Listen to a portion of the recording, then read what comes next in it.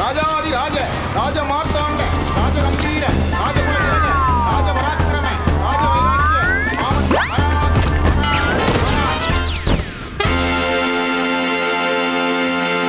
வணக்கம் மக்களே, இது நியூஸ் 18 தர்பார். நான் உங்க எழில். அடேங்கப்பா, ஒரு பக்கம் மழை படபடன்னு பொழியுது, இன்னொரு பக்கம் வெயில் சட அடிக்குது. அந்த பக்கம் பார்த்தீங்கன்னா டெல்லியிலேருந்து சர்ன்னு வந்து இந்த பக்கம் கர்நாடகாவில் போய் சட்டையா கழட்டி போட்டு சாமி கும்பிட்டுட்டு இருக்காரு நம்ம சிஎம். என்னையா நடக்கு இந்த நாட்டில் அப்படின்னு எல்லாரும் யோசிக்கிற தருணத்தில் நடந்ததெல்லாம் எடுத்து வச்சிருக்கிறோம். வாங்க ஒன்று ஒன்றா பார்ப்போம்.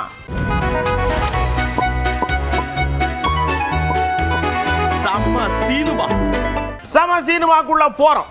வாழ்க்கையில மேடு பள்ளம், ஏற்ற இறக்கம், உயர்வு தாழ்வு, இப்படி எல்லா கழுதையும் இருக்கும் அப்படின்னு அளவெரிய தத்துவத்தை ஒரு அற்புதமான மட்டை வீச்சாளர் சச்சின் டெண்டுல்கர் ஐயா சொல்லியிருக்காரு. கிரிக்கெட் விளையாண்டுக்கிட்டே அவர் எங்க விளையாண்டாருன்னு மட்டும் பார்த்தீங்க மிரண்டு போயிருவீங்க.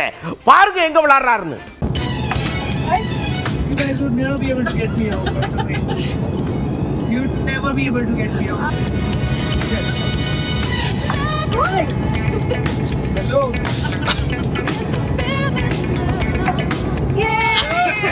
இங்கிட்டு இருந்து அங்கிட்டு போறதும் அங்கிட்டு இருந்து இங்கிட்டு வர்றதும் இவங்களை இது பண்ணுங்க அது பண்ணுங்கன்னு போடா பாடா படுத்தியில உங்களுக்கு நியாயமா இருக்கா?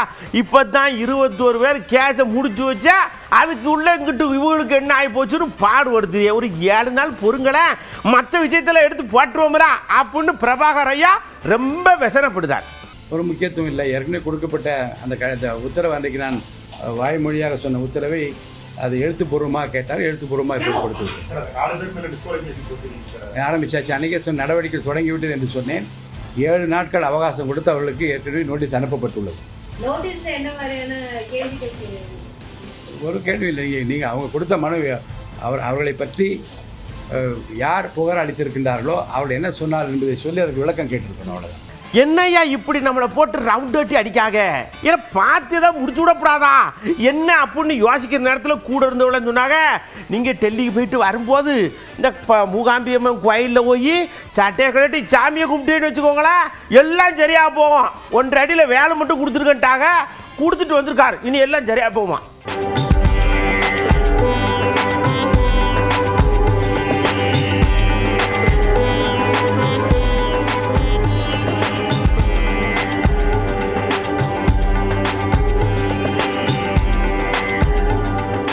அப்படியே கோயிலுக்கு போனார்ல, பயபக்தியோட தட்டுக்கிட்டு தாம்பழத்தோடு எடுத்துட்டு போக, வேத மந்திரங்களை மழன்னு ஓத, இவரும் பதிலுக்கு தெரிஞ்ச மாதிரியே இல்லை தெரிஞ்சிருக்கு, அதனால முணுமுணுத்துக்கிட்டே போறார்.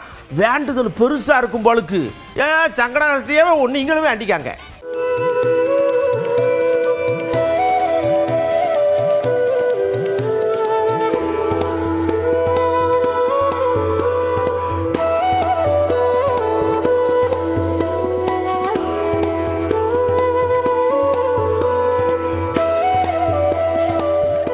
அப்படியே ஒரு 1 1.5 கிலோ அளவுக்கு வெள்ளியில வீர வாழை ஒன்று செஞ்சு இதை அங்கே சாமி காலில் வச்சு டெய்லி பூசையை போடுங்க. எனக்கு எதிர இருக்கக்கூடிய எதிர் சக்தி ஊறாம் அப்படியே கிளீன் சக்தியாக மாறட்டும் அப்படின்னு கேட்டு வந்திருக்காரு. இனி டெய்லி பூசை தான் போட்டுக்கோங்க.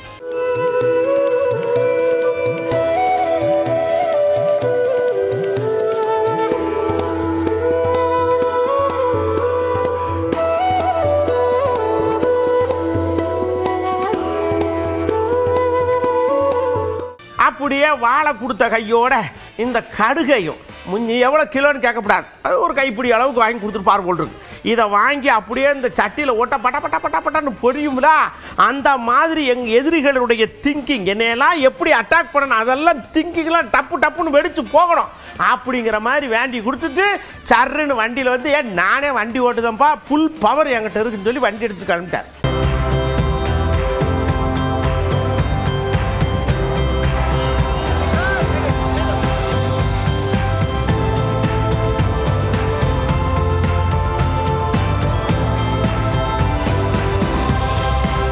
மேகதாதுல அணை கட்டணும்ரா, அணை கட்டுறதுக்கு அவர் மேல இடத்துல போய் பேப்பர்லாம் கொடுத்து எல்லா வேலையும் பார்த்துக்கிட்டு இருக்காரு. இவர் சடக்குன்னு அதுக்கு மேலே இடத்துல போய் இந்த மாதிரி பூசையை போட்டவுடனே அங்கே உள்ள ஆளுக்கு அல்லு கண்டு போச்சு. இப்போ அவர் வண்டியை எடுத்துகிட்டு 2 பக்கமும் ஆளை நிப்பாட்டி சர்ன்னு ரோட் ஷோ மாதிரி போனாரா, இங்கே நின்று ஜெயிச்சாலும் ஜெயிச்சிருவார் போல் இருக்கேன்னு ஊரை மீட்டிங் போடுதாங்க.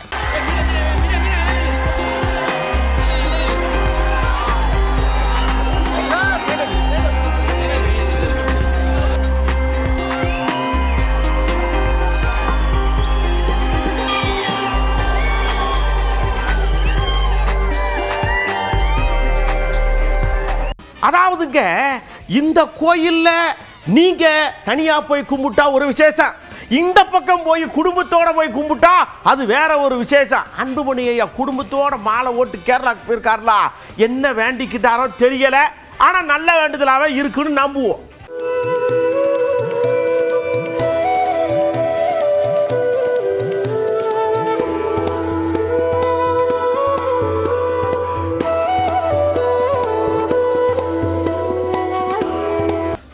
உதயகுமார் ஐயா என்ன சொல்றாருன்னா, பாட்டுலுக்கு 10 ரூபான்னு தாளம் ஜதி சுதி சுத்தமாக பாடுனீங்கள, இப்போ அதே இதை நீங்களே திருப்பி போட்டு கேட்குற மாதிரி ஆகி போச்சு.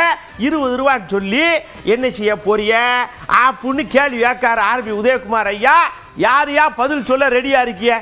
கரூரில பிரச்சாரத்துக்கு சென்றிருந்த விஜய் அண்ணா அவர்கள் பாட்டுலுக்கு 10 ரூபாய், பாட்டுலுக்கு 10 ரூபாய் என்று பாட்டு பாடி நம்மையெல்லாம் ஒரு அசத்தினார்கள்.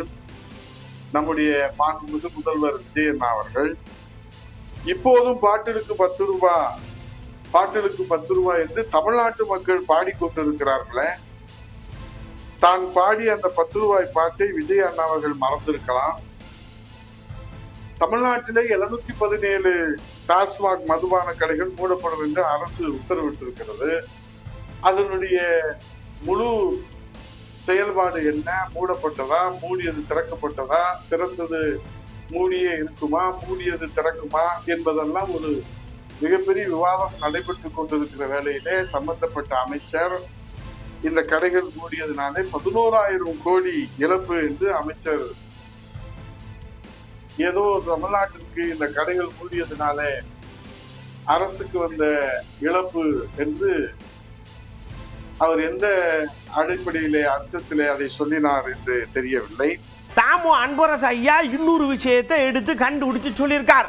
ராயபுரம் எம்எல்ஏ ஐயாவை பார்த்து நம்ம குறைகளெல்லாம் மனுவா கொட்டி அந்த மனுவை எடுத்து அவர்கிட்ட கொண்டே கொடுக்க, அதை வாங்கின ஒரு ஆள் ஐயா இங்கே இல்லை ஊருக்கு போயிருக்காங்க அப்புறம் வாங்கன்னு வெளியில் அனுப்புனா, கொஞ்ச நேரம் கழித்து பார்த்தா மனு வாங்கினவர் தான் எம்எல்ஏன்னு சொல்லிக்கிறதாக. இது எந்த அளவுக்கு உண்மை அப்படின்னு கேட்காரு. யாராவது பதில் சொல்லுங்க. நம்ம ஜெயக்குமார் தொகுதி இருக்குல்ல, கரண்ட் கட்டாயி போச்சு. 2.5 மணி நேரமா கரண்ட் வரல. நேரம் ஜனங்கள்லாம் போயிருக்குது. ஒரு 40 பேருக்கு மேல கூப்பிடு எம்எல்ஏ வந்துட்டு ஒருத்தர் வந்து இருக்கிறாரு. என்னங்க 2.5 மணி நேரமா கரண்ட் இல்லைன்னா ஜனங்க எம்எல்ஏ வெளியே போயிறாருன்னு எம்எல்ஏ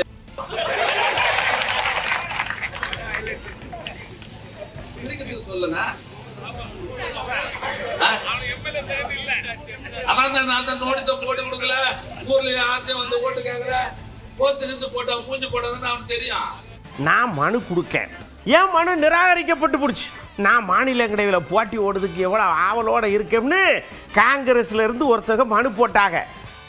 ஏதோ ஒரு காரணத்தை சொல்லி நிராகரித்த உடனே கோர்ட்டுக்கு போய் சுப்ரீம் கோர்ட்டுக்கு போனால், இந்த வாருங்க இதெல்லாம் இங்கே செல்லுபடியாகாது, நீங்கள் நேராக எலெக்ஷன் முடிஞ்சதுக்கப்புறம் ஹைகோர்ட்டுக்கு போய் அங்கேருந்து இப்படி போங்க அப்படின்னு அவங்க சடக்குன்னு ரூட்டை மாற்றி விட்டாங்க. இப்போ எல்லாம் பெப்பரப்பே நிற்காங்க.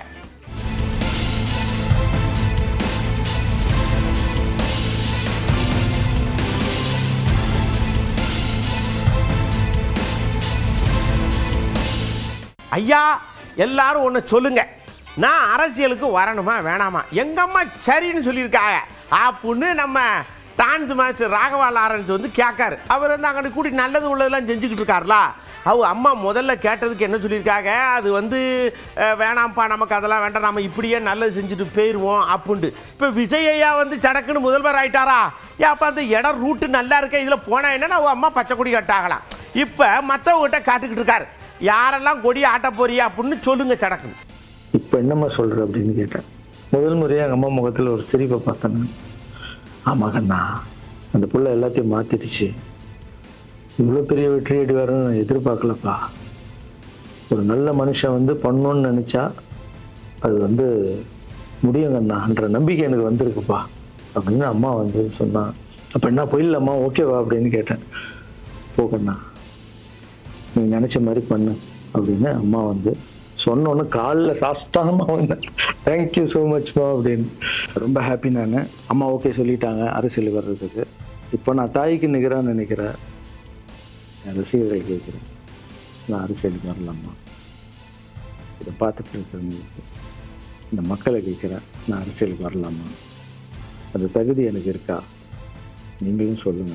ரஜினிகாந்த் ஐயா என்னுடைய குரு, மானசீக குரு. நான் அவரை எப்படியெல்லாம் வச்சிருக்கேன். ஐயா கட்சி ஆரம்பிக்கும் போது நான் போய் நிற்பேன்னு எங்கள் அம்மாட்ட சொன்னேன். எங்கள் அம்மா போனேன்னா அம்பிடிச்சான் அப்படின்னு சொல்லி மிரட்டி என்னை உட்கார வச்சுட்டாங்க. நல்ல வேளை எங்கள் ஐயா கட்சி ஆரம்பிக்கல. ஆனால் இப்போ நிலைமை தலைகீழாக மாறி போச்சு. எனக்கு விஜய் ஐயாவையும் ரொம்ப பிடிக்கும். நாங்கள் 2 பேரும் விடக்குன்னு டான்ஸ் ஆடி இருக்கோம்ரா. அதனால இப்போ எங்கள் அம்மா சரின்னு இருக்காங்கன்ற மாதிரி சொல்லுதார். எந்த பக்கம் கூட எப்படி வரணும்னு ஆசைப்படுதார் போல் இருக்கு. நிறைவேறுமான்னு பார்ப்போம். அரசியல் விஷயத்துலையும் போய் சொல்லலான்னு அம்மாவுக்கு கூப்பிட்டு ஃபேமிலியெல்லாம் உட்கார வச்சு, அம்மா தலைவர் அரசியலுக்கு வர்றாரு, சரி கண்ணா, நானும் அரசியல் போடுறேன், இங்கே பாருமா கிளிக் போட்டிருக்கேன் அப்படின்னு அம்மா முகம் டக்குன்னு மாறிச்சு.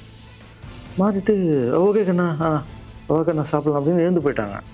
என்ன இப்படி போக மாட்டாங்களே, ஒரு விஷயத்த சொன்னால் சூப்பர் கண்ணான்னு பேசுவாங்கள்ல, 1 hour அதில் இருக்கிற நல்லது கெட்டது எல்லாம் பேசுவாங்க, என்ன போயிட்டாங்க அப்படின்னு ஒரு ஃபீல். சரி, இது உடம்பு சரியில்லை போல, அப்செட்டில் தான் விட்டேன். அப்புறம் 2-3 நாள் அவங்ககிட்ட பேசவே மாட்டுறாங்க. கூப்பிட்டப்போ என்னம்மா உனக்கு பிரச்சனை, ஏதாவது தப்புன்னா அடினா அடிச்சிடுமா, என்னம்மா இப்படி பேசாமல் இருக்குன்னா, இல்லை கண்ணா நீ அரசியல் போனது எனக்கு பிடிக்கல. ஏமா அரசியல் போனால் பிடிக்கல? இல்லை கண்ணா அது ஒரு சாக்கடை, அரசியலுக்கு போகக்கூடாது. அது வந்து பணம் கொடுக்குறாங்க அரசியலுக்கு, ஓட்டு வாங்குறதுக்கு பணம் கொடுத்து தாங்க நான் ஜெயிக்கிறாங்க. அதுக்கப்புறம் ஜாதி இல்லைன்னுவாங்க, ஜாதி இருக்குது. மதம் இல்லைன்னுவாங்க, மதம் இருக்குது. அந்த சாக்கடைக்குள்ளே நீ போகாதப்பா.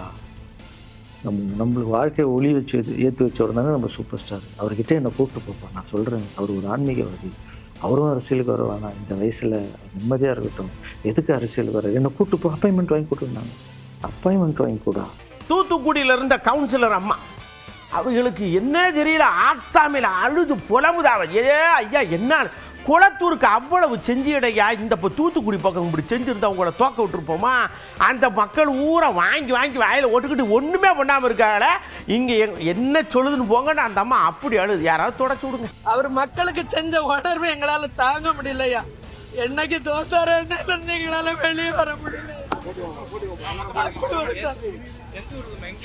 எனக்கு தூத்துக்குடி ஐயா, தூத்துக்குடி. நான் 28 வயசுல இருந்து இந்த கட்சியில நான் இருந்தான். எந்த தோல்வியும் கண்டு நான் பயப்படல, எந்த தோல்வியும் கண்டு நான் அழையில. ஆனா இந்த தோல்வி என்னால தாங்க முடியாது. அழக்கூடாதுமா, அழக்கூடாது, தைரியமா இரு. உங்களை மாதிரி ஆள் தான் இந்த கட்சிக்கு தூணா இருப்பீங்க, நீ அழவே கூடாதுன்னாரு. நான் என்ன சொல்றேன்னா, தலைவர் அழக்கூடாதுன்னு சொல்லலாம், அவர் நல்லவரா இருந்தாரு, ஆனா ரொம்ப நல்லவரா இருந்துட்டாருயா. நல்லவரா எல்லாரும் இருக்கலாம், ஆனா ரொம்ப நல்லவரா இருக்க கூடாது. எங்க கழக தலைவர் வந்து ரொம்ப நல்லவரா இருந்துட்டாரு. இந்த ரொம்ப நல்லவரா இருந்தாரு இப்படி ஏமாத்திட்டாங்களே, எங்களால சீரணிக்க முடியலையா, எங்களால சீரணிக்க முடியலையா. என் தலைவர் திரும்பி வருவார், நாங்க எல்லாரும் என் தலைவருக்கு தோளோட தோளா இருப்போம். எங்க தலைவர் மீண்டும் ஜெயிப்பாரு, மீண்டும் இந்த தமிழ்நாட்டை ஆளுவாரு. ஒரு முடிவு எடுத்துட்டா அந்த முடிவை யாரு கேட்காங்களா இல்லையா, அவியலே கேட்கறது இல்லை. இது ஒரு படத்தில் லிங்க் பண்ணுற மாதிரி இருக்கும். ஆனால் அவங்களுக்கு உண்டான விஷயங்களை அவங்க பார்த்துக்கிட்டு போய்கிட்டே இருக்க வேண்டிய, தடுக்கிறதுக்கு யாருன்னு கேட்காரு. இந்த பனையூர் பாபாவையை சடக்குன்னு வண்டி எடுத்துட்டு திமுகவில் ஜாயின் பண்ணிட்டாரா, அதைத்தான் மறைமுகமாக வன்னியரசையா இப்படி உள்ள ஊத்து விடுதார். அவர் எங்கிருந்து வந்தாரோ அங்கே போய் சேர்ந்துருக்கிறார்.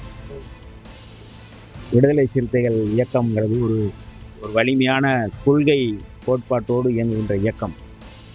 வாக்கரிசி போட்டுவிட்டு தான் இந்த இயக்கத்திற்கு வர வேண்டும் என்று சொல்லி இந்த இயக்கத்தை ஆரம்பித்தவர் எங்களுடைய தலைவர் எழுச்சி தமிழர் தொல்காப்பியம் திருமாவளவன் அவர்கள். ஜெயிலுக்கு போகிறவங்க வாங்க, எம்எல்ஏ ஆகணும், எம்பி ஆகணும்னு வரவங்க இந்த இயக்கத்துக்கு வர வேண்டாம் என்று அறைகோல் விடுத்து 4 நூற்றாண்டுக்கு மேலாக இந்த மண்ணில், இந்த களத்தில் சாதியத்துக்கு எதிராக தமிழ் தேசிய வளர்ச்சிக்காக களமாடிய ஒரு மகத்தான தலைவர் எங்களுடைய தலைவர் அவர். ஆதாயத்துக்காக, பதவி பகுதிக்காக வருபவர்கள் போவார்கள், வருவார்கள், போயிடுவார்கள். ஆனால் கொள்கைக்காக சாதி ஒழிப்பு களத்தில் நிற்பவர்கள் நாங்கள் நிற்போம். போகிறவர்கள் பற்றி எங்களுக்கு எந்த கவலையும் இல்லை. ஏனென்றால் இந்த இயக்கம் கொள்கை சார்ந்து மக்களுக்காக நிற்கக்கூடிய இயக்கம். அப்படியே நம்ம கல்வித்துறை அமைச்சர் ராஜ்மோகன் ஐயா போறார், ஓயே இங்காருங்க அப்படின்னு பிள்ளைகளுக்கும் சரி வாத்தியாருக்கும் சரி பாடம் எடுக்கார். என்னன்னா, நீங்கள் வீட்டில் எத்தனை பெரிய ஆளாக இருக்கலாம், இல்லை ஊரில் எவ்வளோ பெரிய ஆளாகவும் இருக்கலாம், என்ன வேணாலும் இருக்கலாம், யார் புள்ள கடவுளாக இருக்கலாம், ஆனால் பள்ளிக்கூடத்துக்கு வந்துட்டா பள்ளிக்கூடம் தான் இங்கே இருக்கிற சட்டத்திட்டத்துக்கு தான் சரியாக இருக்கணும். மீறி ஏதாவது கோக்குமாக்கு வேலை வாத்தியா அப்படின்னா அவ்வளோதான் பார்த்துக்கோங்க. மதம் சாதி சம்பந்தப்பட்ட அடையாளங்களோடு கல்வி வளாகத்துக்குள்ள யாருமே வரக்கூடாதுன்னு சொல்லியிருக்கிறோம். யாரும் அது ஒரு சின்ன கயிறாக கூட இருக்கட்டும், எங்கள் வீட்டில் ஒரு கயிறு கட்டினா கூட நான் அங்கேருந்து வீட்டில் இருந்து கிளம்பும்போது நான் அதை கழட்டி போட்டுட்டு தான் வரேன். அதனால எதற்குமே இடம் கிடையாது. இங்கே ஒரே ஒரு விஷயத்துக்கு தான் இடம், என்ன தெரியுமா?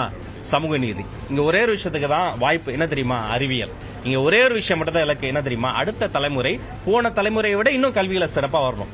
மற்ற மாநிலங்களை விட நல்லா இருக்கு, சந்தோஷம். ஆனால் மற்ற நாடுகளை விட இன்னும் சிறப்பாக வருங்கிற இலக்கு வச்சு போகிறோம். அதனால இங்கே பிரிவினையை தூண்டக்கூடிய, வேற்றுமை வளர்க்கக்கூடிய எதுவாக இருந்தாலும் இங்கே இடம் இல்லை. ஒற்றுமை வளர்க்கக்கூடிய எதுவாக இருந்தாலும் வாங்க, இடம் இருக்கு. சடக்குன்னு நான் சும்மா இருக்க முடியலன்னு சொல்லிவிடான்னு சொல்லிட்டு உயர்கல்வித்துறை அமைச்சர் உள்ளே வந்தார். காலேஜில் இருக்கிற அந்த எல்லா யூனிவர்சிட்டிக்கும் துணை வந்தரை எங்கள் ஐயா போட போகிறாங்க. எல்லாம் பேச்சுவார்த்தை நடந்துக்கிட்டு இருக்கு. முதல்வர் ஐயா பேசுவார், போட்டுருவார். அப்புறம் இந்த ரெக்கமெண்டில் வந்தேன், காசு கொடுத்து வந்தேன், அதெல்லாம் இங்கே செலுப்படுகாது, பார்த்து உஷாராக சூதானமாக இருந்துக்கோங்க. இல்லை, எங்களுடைய first aim, for most aim is we are going to appoint very soon the vice chancellor. That is, our government is a priority. So மாண்புமிகு முதல்வர் அவர்களுடைய கவனத்திற்கு இதை நான் கொண்டு செல்ல போகிறேன். உங்களுடைய அந்த கரிசனத்தை நான் எடுத்துக்கொள்கிறேன். விரைவில் துணைவேந்தர்கள் நியமனம் செய்யப்படுவார்கள். ஒன்று, துணைவேந்தர்கள் நியமனம் செய்யப்படும் பொழுது நேர்மையான நடைமுறை பின்பற்றப்படும். கடந்த காலங்களைப் போல தவறு நடக்க அனுமதிக்கவே மாட்டோம். தவறு நடக்குமேயானால் அவர்கள் தண்டிக்கப்படுகிறவர்களாக நிச்சயமாக இருப்பார்கள் என்பதுதான் முதல்வர் விஜயனுடைய கனிவான வேண்டும். அப்படியே சமூக நீதித்துறை அமைச்சராக வன்னியரசு ஐயாவை போட்டாள்டா, அவர் எல்லாரையும் போய் சமத்துவமாக பார்க்கணும்னு ஆசைப்படுதார். அந்த வகையில் நம்ம நரிக்குறவன் சமுதாயத்தை சேர்ந்த சகோதர செய்தியெல்லாம் பார்க்க வந்திருக்காங்க. யாரையும் தடுக்காமல் மொத்தமாக உள்ளே விடுங்க, எல்லாம் பார்த்து சந்தோஷப்படட்டும், பேசிக்கிடுவான். அவன் இடையில நின்றுக்கிட்டு 2 பேர் வாங்க 3 பேர் வாங்கன்னு தடுத்து பாவம் அவிய எவ்வளோ நாள் தான் வெளியிலே அடிப்பாங்கன்னு அது இப்போ பெரிய விஷயமா பேச்சுவோர்லாம் போய்கிட்டு இருக்கலாம் சமூக வலைத்தளத்தில். ஒரு மரியாதை கூட இல்லை.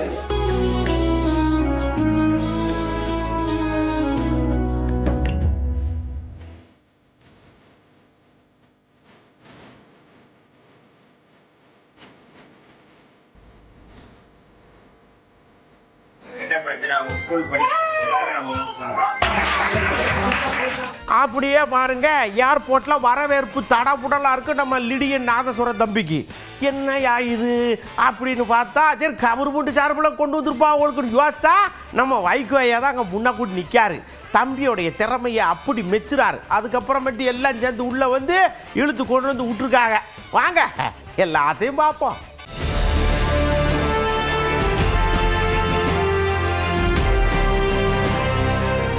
தமிழ்நாடே பெருமை.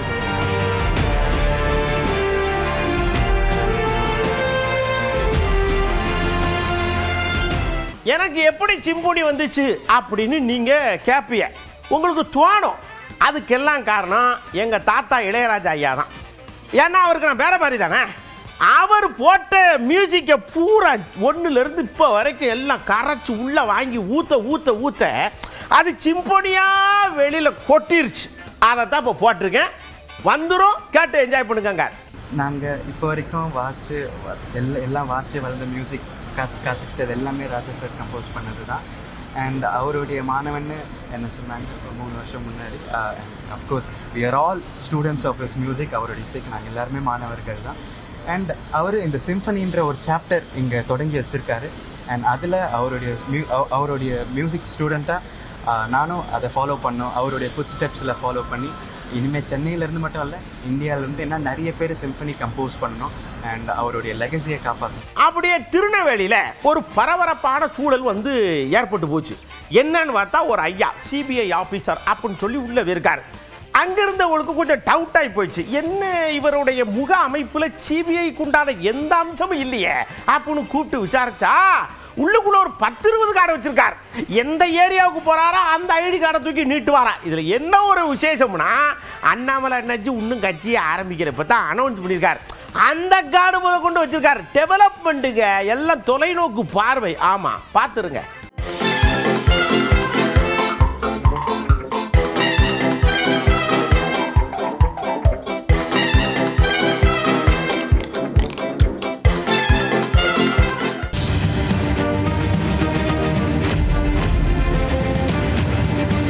அப்படியே மக்கள்லாம் கூப்பிட்டா, நல்ல வேணாத வெயிலில் கரண்ட் இல்லை அது இல்லைன்னு புழுங்கிட்டு இருப்பியே. இங்கே வாங்க, நம்ம இளையராஜையார் 2 சிம்பனி ஓட்டார்.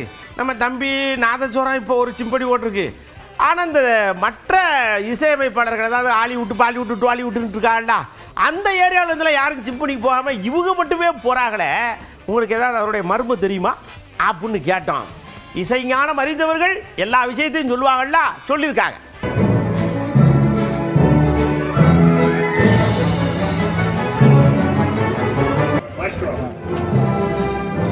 சிம்பனியில் ஏன் தமிழர்கள்லாம் சாதிக்கிறாங்கனாக்கா, பண்டைய கால தமிழர்கள்லாம் வந்து இசையில் ஊர்னவங்க. அது இல்லாமல் அவங்க ஜீன்லேயே வந்து இசை இருக்குது.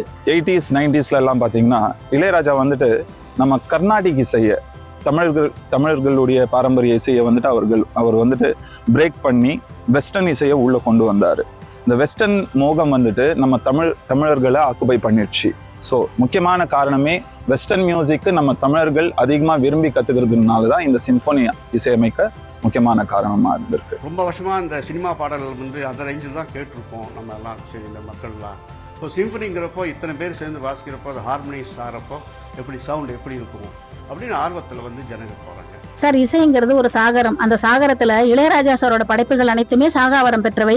அதுல குறிப்பா சொன்னோம்னா சிம்பனி. இந்த சிம்பனி அப்படிங்கிறது நமக்கு தெரிஞ்சதே, தமிழ்நாட்டுக்கு தெரிஞ்சதே, இன்னும் சொல்ல போனால் இந்தியாவுக்கு தெரிஞ்சதே இசைஞானி மூலமாக, அவர் மூலமாக தான் வந்தது.